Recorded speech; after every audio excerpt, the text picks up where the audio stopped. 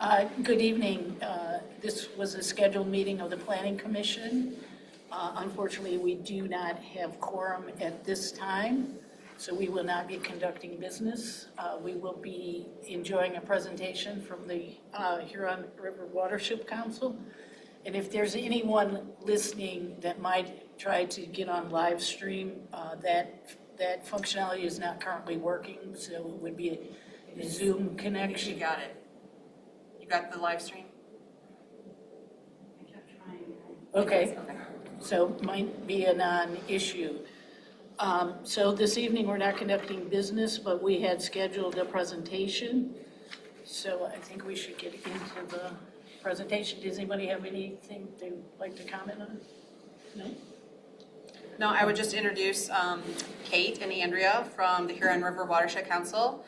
You remember probably if you were at the workshop in December, they were here leading us through some exercises about green infrastructure, and I'm going to let them go ahead with their presentation. Thanks, ladies. Great, thank you. Yeah, so let me go ahead and share my screen here.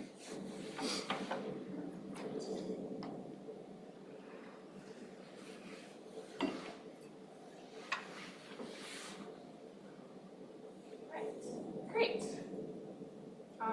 Wonderful. So I'm just going to give a very brief presentation. A lot of this content is the same, the exact same slides that were presented in the workshop, but just for anyone who either wasn't at the workshop or just that was a long time ago, so some reminders. Let's see, so let me click through here. Great. It's going to show our notes. So just a reminder of who we are. So the Huron River Watershed Council, our mission is to protect and restore the Huron River and the surrounding watershed. The Huron River Watershed, of which Scio Township is of course a part, is over 900 square miles. We have over 650,000 residents in the watershed, 65 different municipalities, and the river itself drains to the western basin of Lake Erie. And our mission as an organization is to protect the river, as I said, and we do this through lots of different avenues. We study water quality, we do a lot of water quality monitoring. We work to protect and conserve land through our work with local governments, like what we're doing here. We do restoration work, including like green stormwater infrastructure, like rain gardens, that type of thing. And then the big umbrella that ties all of our work together is we work to connect people to the river, how everyone's actions impact water quality, what we can do in our community, and we do a lot of education and advocacy. All right, so on December 1st of last year, Andrea and I were here, and we held a green infrastructure workshop. We had 25 people attend. We did some surveys afterwards, and 93% of the attendees felt satisfied with the information provided, which we're always happy to hear. We had a lot of strong engagement from the attendees. This was, I think, the most engaged of a workshop that we've been at. Folks were really interested, really into the process. And just a very brief overview for folks, anyone who's maybe listening online who wasn't there.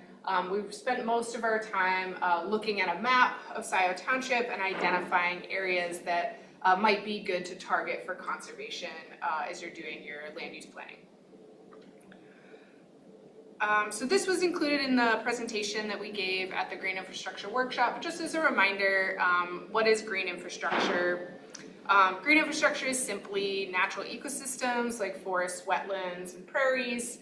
And these areas provide what we call ecosystem services. So things like flood mitigation, habitat, nutrient retention. So a lot of ecosystem services that relate to water quality and other environmental benefits. We call these areas green infrastructure because of the critical roles that these areas play in our community, just like gray infrastructure, like our sidewalks and roads and bridges. Oops, here we go. So just a reminder of what land use used to look like in this area. So around the 1800s, before a lot of development moved into southeast Michigan, we had a landscape that was mostly forests and wetlands with some prairies and tree savannas, a lot of water. And versus land use in the 2010s and moving forward, a lot more development, urban, residential, and then of course our agricultural development also.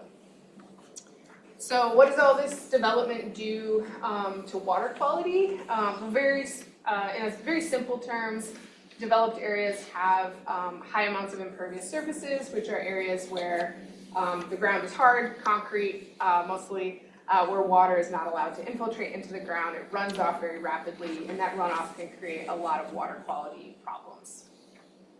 Versus in natural systems, you have, as this graph that I like to relate to like second grade science, if we all remember back to second grade, about the water cycle, water is allowed to go into the ground, recharging our groundwater, moving out into our streams and lakes slowly, which has a lot of benefits for water quality.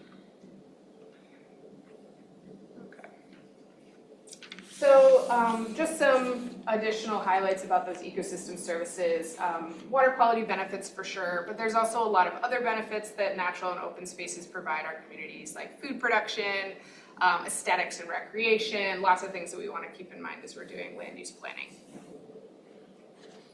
So just like we talked about when we did the workshop, there are different ways that communities can work to protect our green infrastructure assets. So there's outright protection, conservation easements, sale and donation of land, local government land preservation programs are all ways that land can be protected outright. And then there's also ways that we can protect land through planning, zoning, and land use work, which most of you are all very familiar with. Things like overlays and setbacks, our master planning processes, open space provisions, that kind of thing. And then mostly what we really dug into in the workshop was, so we understand protecting land is important. We understand that there are different mechanisms to protect land, but then the question becomes, where do we protect that land? We can't protect everything. We also have other goals and interests in the community. We want to see some development in some places. So how do we identify where to protect land? And this gets into identifying what we call the green infrastructure network. And big overview, a green infrastructure network is simply an interconnected network of all of these open spaces, natural areas, and waterways that really help those ecosystem services continue to function. So a healthy green infrastructure network is going to support native species and allow wildlife movement through that network, maintain ecological processes that are natural and larger systems like wetlands and forests, sustain our air and water resources, and then contribute to public health and quality of life. So thinking about access, parks, recreation areas, because we know that access to natural spaces and open areas is also very good for human health. So I've got a couple of different graphics that visualize the green infrastructure network in different ways. So you can think of the network across the landscape, so it's like cross-sectional, thinking of our uplands, like more urban areas, forest and wetlands, all the way down to our rivers and lakes, and how you might imagine water or wildlife kind of move across that landscape. And then this is just another way to look at a green infrastructure network from an aerial view, and this is what we did during our workshopping session, is thinking about these hubs or really large areas of natural land that we want to focus on trying to protect as much of those areas as possible. Identifying sites, which are smaller areas that then are ideally connected to those hubs through what we call links. And we really try to identify links as rivers and stream corridors, riparian areas where we might have ordinances or planning resources that allow us to protect those riparian corridors. But links can also be things like tree rows, fence rows, farm fields in some cases, that just allow more movement from our hubs and sites than highways and built environments do. So just a couple more slides about the workshop. So in the workshop, we primarily looked at our natural features map, which we created and then brought out and printed for folks to draw on top of. This was our primary workshop tool. This map contained bioreserve areas. So these are areas that were identified as part of a project by HRWC as remaining large areas of natural land across the watershed. And then we did an analysis years ago to rank these areas according to how ecologically intact they are or not intact. So these areas were overlaid onto the map We also had wetlands identified on this map to just really hone in on where those natural features may exist and where we may want to focus our land protection efforts. And then some other resources that we brought to the workshop. We had a couple other big maps printed out that identified the existing protected lands in Scio Township. So there's been a lot of land protection already done in the area. So identifying where those spaces are. And then we also brought a land use map that just identifies like what is the land use from a satellite imagery perspective that exists in the township. And as you'd imagine on this map, you know, the more developed areas are in the dark red, going all the way out to the green in the forested areas. So you have this pretty built corridor through the middle of the township, but then quite a bit of natural land and open space outside of there. So then we spent a bunch of time with markers, and we worked on identifying our hubs, those big areas of natural land that can anchor our network and provide an origin destination for wildlife. They're big enough that our ecosystem services are probably still functioning in those sections. We identified sites, so those smaller ecological landscape features that can serve as points of origin or destination for wildlife. And then we also worked on identifying some links. So people drew all over that map. And then we went back to the office with that information, and we worked on putting together a draft green infrastructure network plan, which is the big map that we brought in today. And then I also have a slide that hopefully is big enough for folks online to see. So just a little bit about how I built this map. First off, I want to emphasize that it is a draft. So the way that our process works is we do our workshop, we come back, we present exactly as we are now, and then you can take as much time as you like to look at the map, you know, share it with residents, you know, have it in your packet, discuss, and then if you would like edits or if you see issues with it, then we have a dialogue about updating that so that it can be a useful tool for you to all use in your master planning and just general planning processes. So to build this map, I first off started with information that we gained in the GI workshop, so local knowledge, you know, areas that folks identified that, you know, maybe folks may be interested in protecting in the community. I then overlaid land cover and land use data from a satellite perspective just to sanity check what I was looking at. Looking at satellite imagery, it might look like a forest, but then double checking, you know, with different land cover data types to make sure that that is actually what we're looking at. I also overlaid the location of existing protected lands, so that's really important as we're thinking about building our network. So if we have big hunks of protected land, those are going to be areas that are going to be really good for our creating our corridors. So as we're thinking about, we've got big areas that are already protected. Ideally, if we can build those areas out and put more protected land around those protected areas, then we can really boost our ability to have functioning ecosystem services and ecosystems in our built communities. I also identified specifically the location of wetlands, streams, and lakes because those water features are so important for this network. And then, as I mentioned, we also utilized HRVC's bioreserve map, which previously identified big areas of remaining natural land all across the watershed. So in most cases, our bioreserve areas became the hubs in our green infrastructure map with some modifications based on local information and just like updates that have happened over time.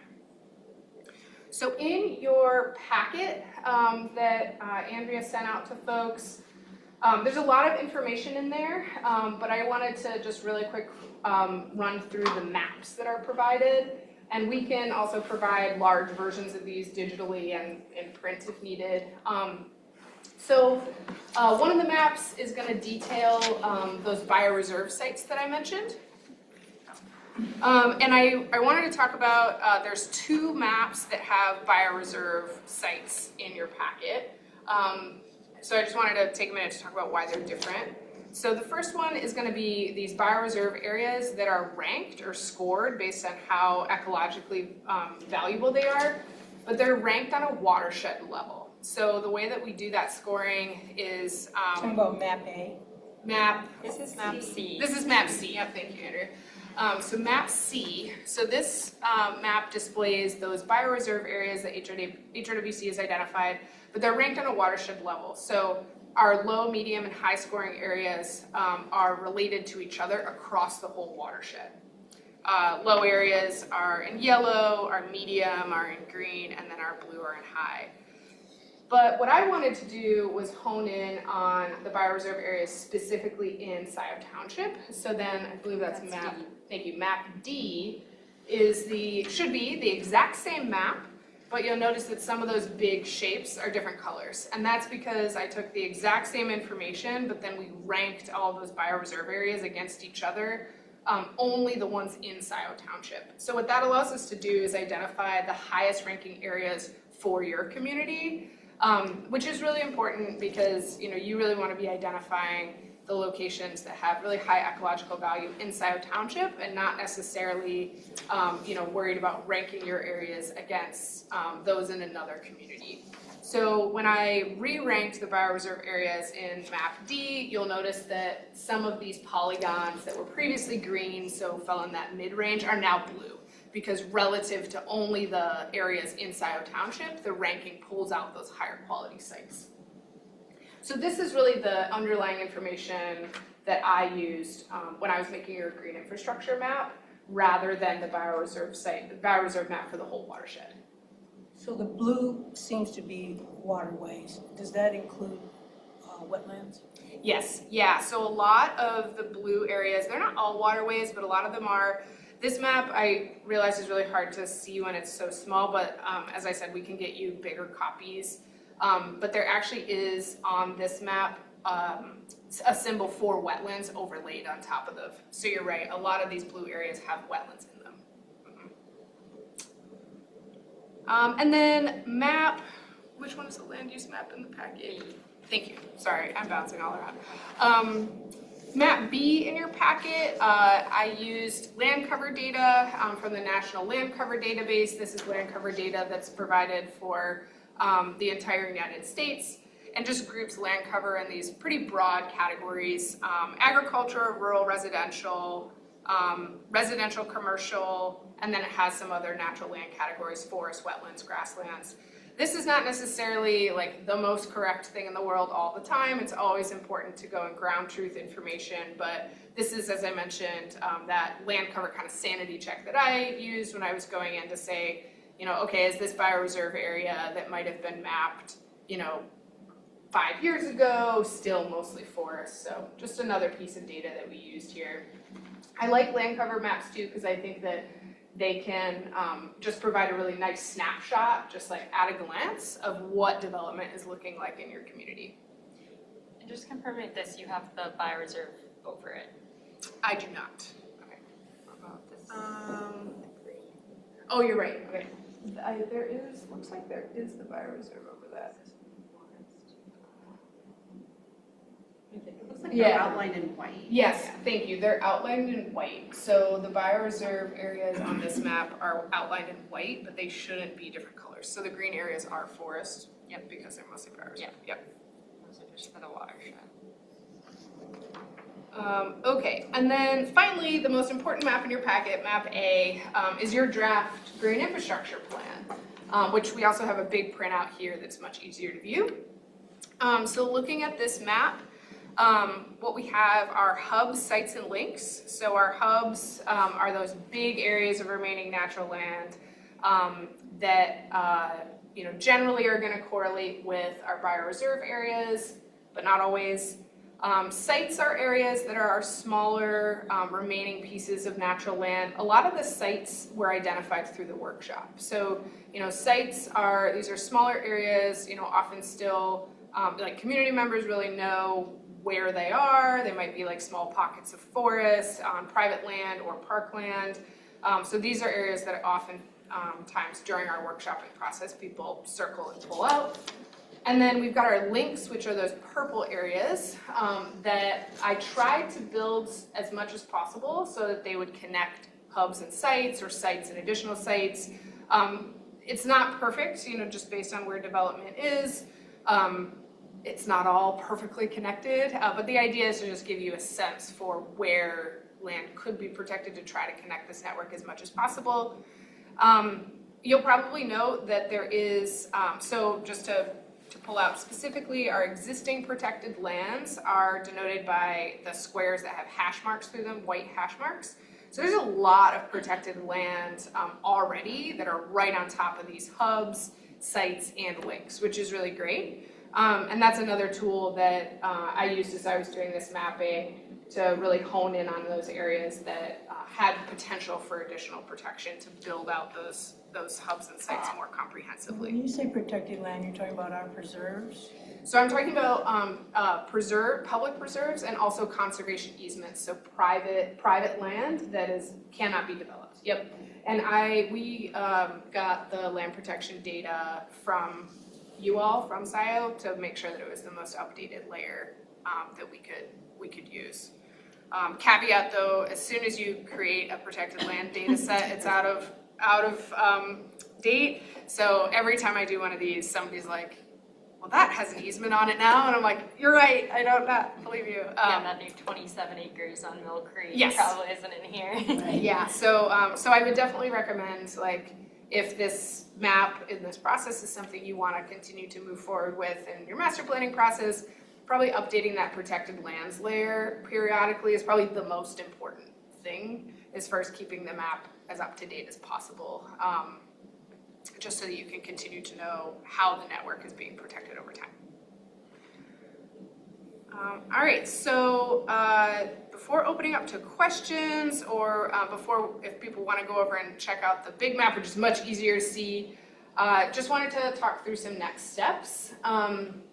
So Andrew, did you want to take this slide? Sure, yeah. So first, wanted to really encourage you all today to provide feedback verbally and also just take some time to sit with the plan and this map. There's a lot of information on it, so we're not anticipating you to have all your thoughts ready today.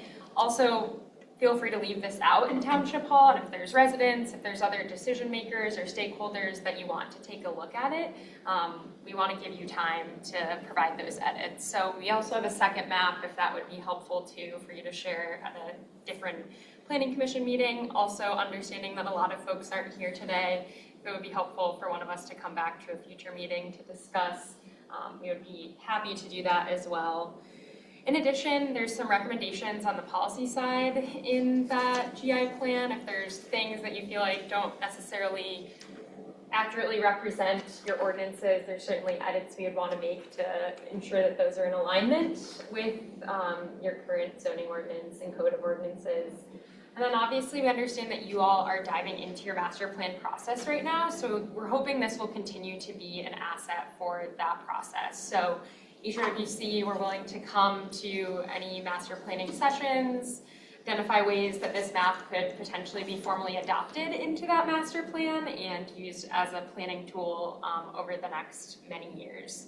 And then if we feel like there is improvements that can be made to the township's ordinances that reflect additional desires to better protect land and water, that's something that we would want to support you all on and help further iterate. So that's where we're at today. If it would be helpful for us to sit down with the map, look over it together, we'd be happy to do that. But I think right now we can just take questions. Mm-hmm. Yep. I have a question. Would you be willing to do a presentation in front of the Board of Trustees? Absolutely. Yeah. Well, they were invited to this I know. meeting. Yeah. Yeah, or the LPC, I don't know if that. We have some members here. Well, the reason I thought about the Board of Trustees is because we're about to embark on a master plan review. Yep. And I always think that people who are informed make decisions. I mean, we can take this information to them, but I think it's something that. Yeah, we'd be certainly happy to do that.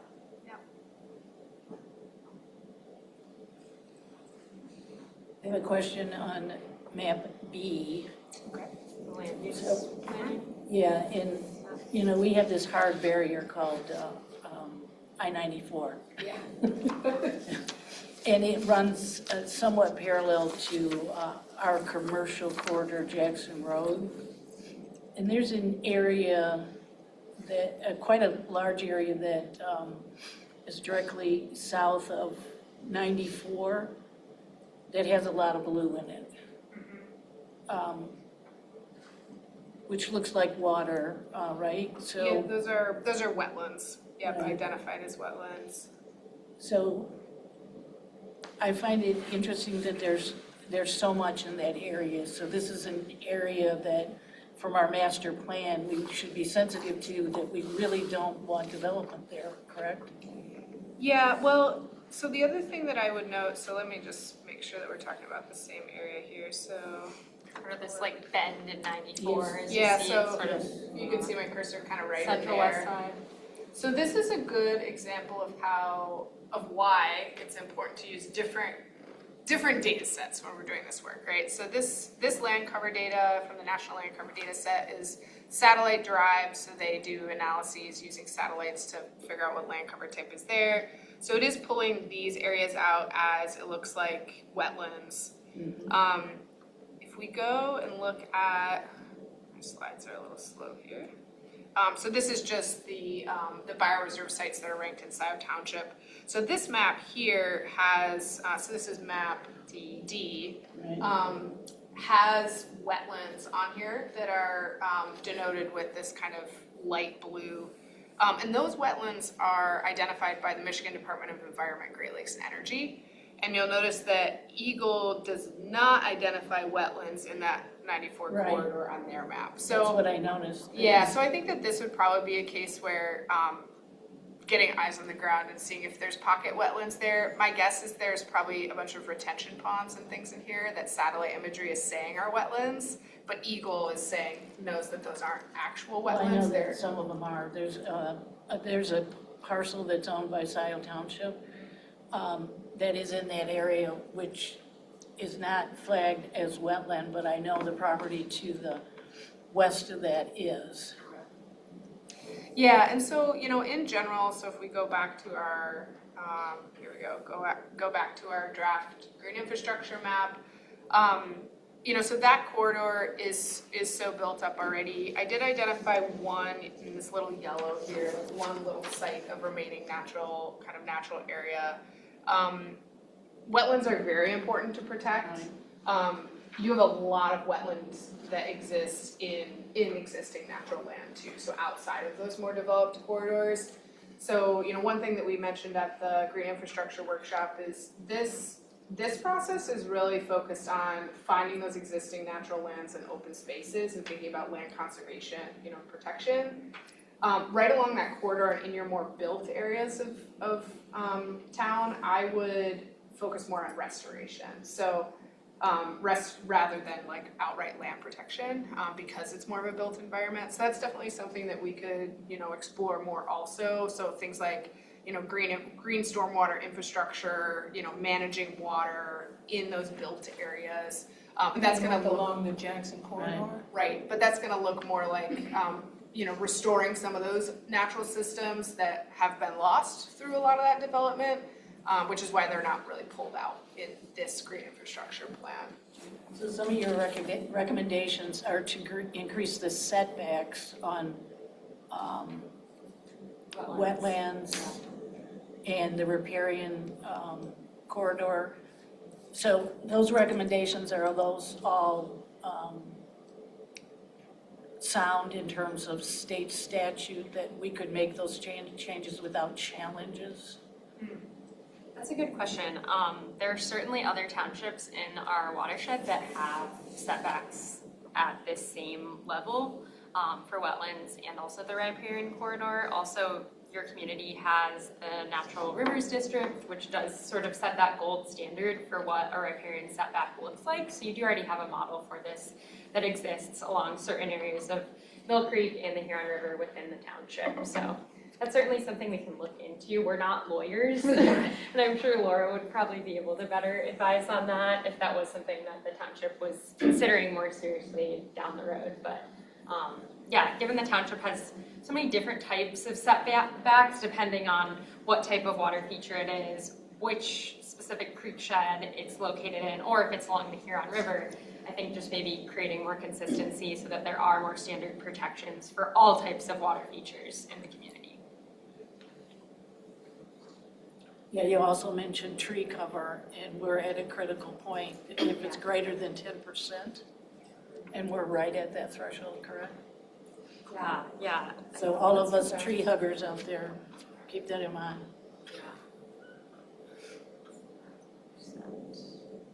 Yeah, and tree cover while Andrea's pulling up. That's a good thing. Yes, it is. Oh, Well, okay. no, there's great degradation when you get higher than 10%. She's Oh, talking about the 10% impervious surface. 10% Yeah, impervious yeah, surface, impervious. okay. And then we have Oh, okay, 51.7. Oh, okay. 9% tree canopy. Yep. Yes, no, that is very above- good point. For HRWC, we really consider 10%, like that first threshold where we start to see degradation of our creek sheds and rivers. And then once we get over 25%, that's where we start to see much more significant degradation, steeper undercut banks, higher sedimentation rates, much more non-point source pollution runoff. So yeah, being sort of at that critical threshold, I think it makes this master planning process even more vital as we're thinking about protection of the watershed.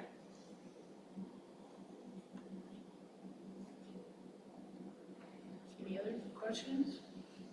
Anyone from in the room would like to? So my understanding of this process is that you focused on riparian corridors for the watershed issues. And you are also looking at forested property. If you had forested property without the stream on it, did you go ahead and include that as well? Absolutely. Yep. So you're basically focusing on trying to preserve natural areas. environment. Yes. Yep. You did not look at protecting farmland. No, not through this process, correct. And so there are lots of land protection programs, as I'm sure you know, where protecting agricultural land is a really important part of that process. There's lots of very good reasons to protect agricultural land, local food production, local culture, preserving open space. But for this program, we're really focused on ecological processes and the ecosystem services that are provided through natural systems, which while there are many benefits to agricultural land, particularly as you're comparing to a lot of impervious surfaces, they are not natural systems. So your focus is on preserves and creating natural preserves, basically. And or conservation Well, easements. yeah. Yeah, so not necessarily public. Ecologically speaking, you're looking at the natural preserves, you're not looking at open space and non-development in general. Correct. However, I will note that, so that's, as we're thinking about a network, this green infrastructure network, farmland can be a really important part of that network, mostly through connecting corridors. So as I mentioned, so if we're looking here at this map, and I would, if folks would like at some point, if you want to come see the print here, it is easier to see.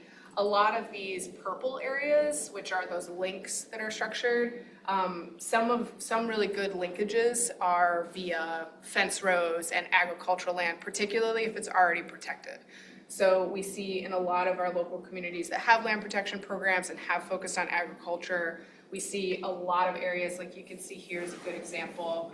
So in kind of the bottom center of this map, we have this big green polygon, which we've identified as a hub. So that this green area is all going to be natural land. However, these hash marks over top of this polygon are existing protected lands, and probably about half of that is farmland. So in that case, I would consider this large green area, more important to protect because it already has so much protected land, even though a lot of that protected land is agriculture and not necessarily just natural land.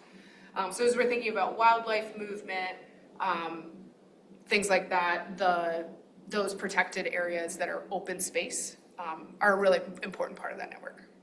So also in design, let's see, I'm trying to remember this map on the bioreserve map. that you came up with your priorities.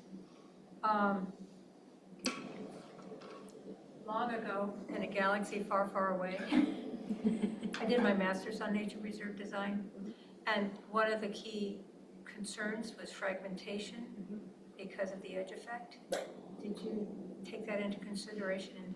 Yes, so that is why, so in our green infrastructure, so that's a great point, and that's a big difference between the bioreserve map and the green infrastructure network. So in the green infrastructure network, you may notice that the primary areas in green that I identified as hubs, so our large areas of natural land, are more square, like so they have fewer edge effects than some of these long purple areas, which we identified as links. Even though a lot of those long purple areas are along our riparian corridors, along the main branch of the river, still very important for protection. But to your point, they are going to experience more impact from those edges than some of those larger square areas. I will also note that the bioreserve map takes into account, so let's see if I can do this in 2 minutes or less. The way that the bioreserve map was created was by staring at satellite imagery and outlining over 1,200 different shapes across the whole watershed of existing natural land. So big polygon shapes like this, where they weren't broken up by development. But then each of those areas was scored and ranked based on a whole host of criteria. And one of those criteria is edge effects. So bioreserve areas that are larger and more robust in size, and actually that are surrounded by farmland or open space rather than development, are going to receive higher scores than those that are maybe long, skinny areas surrounded by development. So that's also incorporated into the scoring of the bioreserve map. But I do want to emphasize that the bioreserve map is a tool that was created, by HRWC to help local governments figure out how to prioritize land, but it is not the end-all, be-all of the most important lands to protect and why. It's one of the many tools. What is fragmentation? Yeah, great question. Sorry, ecological back and forth. That's okay, I just want to. So fragmentation is what we're dealing with in landscapes where humans live. So if you imagine, if I go back here, let me go back to this slide. So if we think about land use before humans started developing the landscape, we had kind of this blanket of natural lands, forests, wetlands, grasslands. And then as we started coming in and building cities, building farms, you're going to break up that landscape. So if you have 1,000 acres of forest and then you put a highway through the middle of it, you're fragmenting that forest into 2 or more sections. And the more that we build, the more that the landscape gets broken up into these tiny little puzzle pieces, which is why our land use here of 2010s and beyond looks more like this patchwork of all these different colors of land use. And when landscapes are fragmented, you start to see breakdowns in the way that our natural ecosystems can function. So the most obvious example is wildlife, right? Like has a hard time crossing roads or finding food. But then in terms of things like water, our natural processes like water falling on the landscape, being able to naturally soak into the ground, move into our streams, that is also impacted by fragmentation. So what we're trying to do with this green infrastructure mapping process, and as you're thinking about your planning, is how can we make a fragmented landscape with as little fragmentation as possible? Like how can we try to connect as much of this remaining natural land as we can to maintain as much of these natural processes? Exactly. Yeah. So the way just to speak to the woman in the audience, this was, as I understood it, was intended to inform us. So as we look at the master plan, we can put some stopgap measures into place because the way we look at our township in terms of development, land use, etc. Yeah. But I think there's a goal also to get more involvement with Land Preservation Committee and parks when we talk about the master plan, so that when we talk to developers and we don't miss something that had great importance, ecological importance. Yeah, and that's the key point, right, is there's a limited amount of money for land protection. There's a limited number of landowners that may be interested in protecting their land, you know, keeping it private, but putting like conservation easements on it. So, you know, generally in most communities, you can't take this map and say, we're gonna protect it all, great, well, like take all the shapes on the map. So just helping to better inform you all so that you can help yourselves decide, you know, if development has to go somewhere, where do we want it to go? And where do we not want it to go? So I might make a suggestion that we, in the presentation, and then we continue with anyone that wants a better look at a larger map. Folks, people can point things out, and we can put our brains together and say, well, this is a targeted area for preservation, this is a targeted area for a park, and spend time that way. We're here if other questions arise. All right, so Sharing. with that said, I think we're going to formally end the recorded presentation, and then those that want to spend more time with the maps. Thank you. Thank you for that. Absolutely, thank you all. It's not a meeting, don't adjourn. You need a second. We're just No, no, yeah. There's no meetings. Stop the We just recording. stop. We're not really here.